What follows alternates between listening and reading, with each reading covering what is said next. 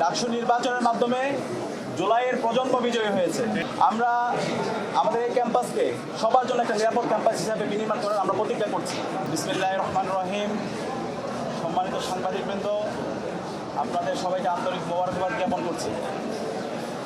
ডাকসু নির্বাচনে জয় অথবা পরাজয়ের কিছু নেই। ডাকসু নির্বাচনের মাধ্যমে জুলাইয়ের প্রজন্ম বিজয়ী হয়েছে। ডাকসু নির্বাচনের মাধ্যমে ঢাকা বিশ্ববিদ্যালয়ের শিক্ষার্থীরা বিজয়ী হয়েছে এবং ডাকসু নির্বাচনের মাধ্যমে জুলাইয়ের আকাঙ্ক্ষা বিজয়ী হয়েছে, শহীদদের আকাঙ্ক্ষা বিজয়ী হয়েছে।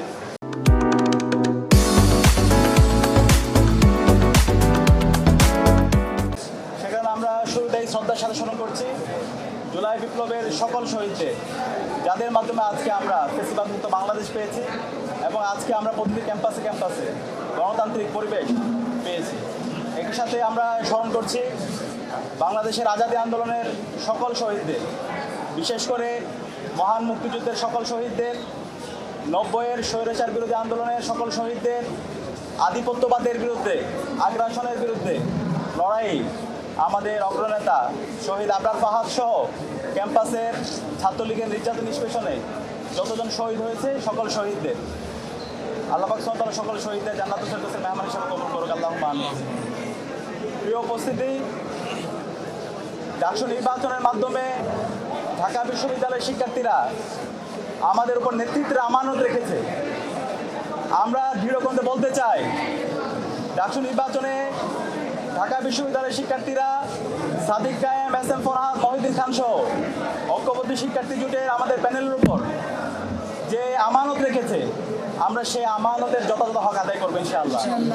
আমরা কথা দিচ্ছি, আমাদের শিক্ষার্থীদের যে স্বপ্নের ক্যাম্পাস, সেই স্বপ্নের ক্যাম্পাস বিনির্মাণ না হওয়ার আগ পর্যন্ত আমরা থামবো না। আমরা আমাদের লড়াই চালিয়ে যাবো ইনশাআল্লাহ। আমি ডাকসুর ভিপি হিসাবে আপনাদেরকে আমি পরিচয় দিতে চাই না, ঢাকা বিশ্ববিদ্যালয়ের শিক্ষার্থীদের কাছে আমি ডাকসুর ভিপি হিসাবে পরিচয় দিতে চাই না।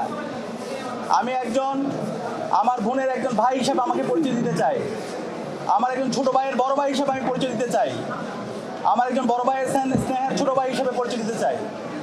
আমার বন্ধুর একজন বন্ধু হিসেবে পরিচয় দিতে চাই। আমার শিক্ষকের একজন ছাত্র হিসেবে আমি আমাকে পরিচয় দিতে চাই।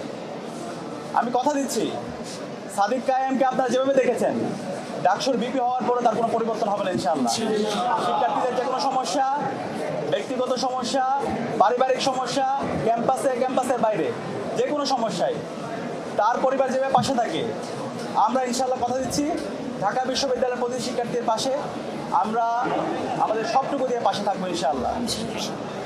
প্রিয় উপস্থিতি, আমরা এই ডাকসু নির্বাচনের দেখতে পেয়েছি, নির্বাচন আয়োজন করার জন্য আমাদের বিশ্ববিদ্যালয়ের শিক্ষার্থীরা রাত দিন এক করে কাজ করেছেন। আমাদের শহীদদের আত্মত্যাগের মাধ্যমে আজকে এই ডাকসু নির্বাচন অনুষ্ঠিত হয়েছে এবং এই নির্বাচন সফল করার জন্য আমাদের নারী শিক্ষার্থী যারা আছে তাদের অগ্রণী ভূমিকা ছিল এবং জুলাই বিপ্লবে আমাদের বোনদের আমরা অগ্রণী ভূমিকা দেখতে পেয়েছি, তারা আমাদেরকে সাহস জুগিয়েছে। আমরা আমাদের এই ক্যাম্পাসকে সবার জন্য একটা নিরাপদ ক্যাম্পাস হিসাবে বিনির্মাণ করার আমরা প্রতিজ্ঞা করছি। একই সাথে আমাদের এই ঢাকা বিশ্ববিদ্যালয়ের যেই ধর্মের, যেই পথের, যে মতের, যে আদর্শের লোক না হোক না কেন, আমরা সবাই একসাথে কাজ করব।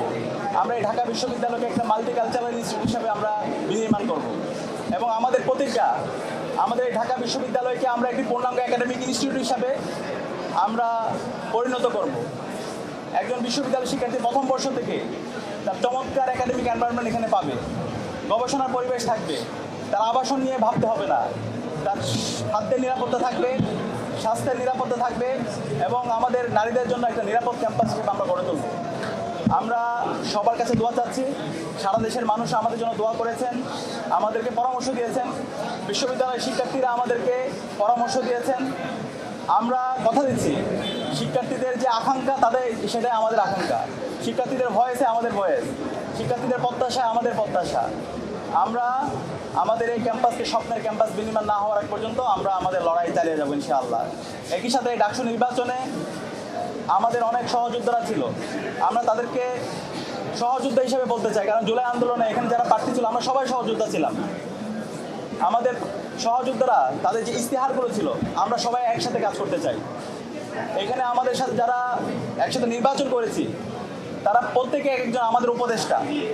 আমরা আশা করব তারা আমাদেরকে যে কোনো বিষয়ে পরামর্শ দিবে, আমাদেরকে গাইড করবে, আমাদের যে কোনো ভুল বিষয়, যে কোনো সিদ্ধান্তে তারা আমাদেরকে ধরিয়ে দিবে। আমরা সবাইকে নিয়ে আমাদের স্বপ্নের ঢাকা বিশ্ববিদ্যালয় নির্মাণ করব এবং সেই ক্ষেত্রে আমরা এই ঢাকা বিশ্ববিদ্যালয় থেকে আমাদের এই স্বপ্নের বাংলাদেশের যে আমাদের সবার বাংলাদেশের যে আমাদের ভাবনা, সেটা আমরা দিতে চাই। এই জুলাই বিপ্লব এই ঢাকা বিশ্ববিদ্যালয় থেকে শুরু হয়েছিল এবং সফলতার সাথে আজকে আমরা আজাদি পেয়েছি। এবং এই ঢাকা বিশ্ববিদ্যালয় থেকে আমরা আগামীর বাংলাদেশের একটি চমৎকার গণতান্ত্রিক পরিবেশ নিশ্চিত করার জন্য এই ঢাকা বিশ্ববিদ্যালয় থেকে আমরা সেই বার্তা দিব।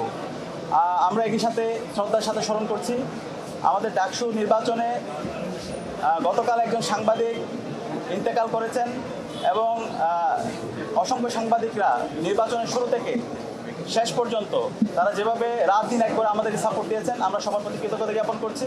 এবং যেই সাংবাদিক বন্ধু ইন্তেকাল করেছেন, আল্লাহর কাছে দোয়া করছি আল্লাহ তাআলা যেন আমাদের এই সাংবাদিক বন্ধুকে জান্নাতুল ফেরদৌসে মেহমান হিসেবে কবুল করে।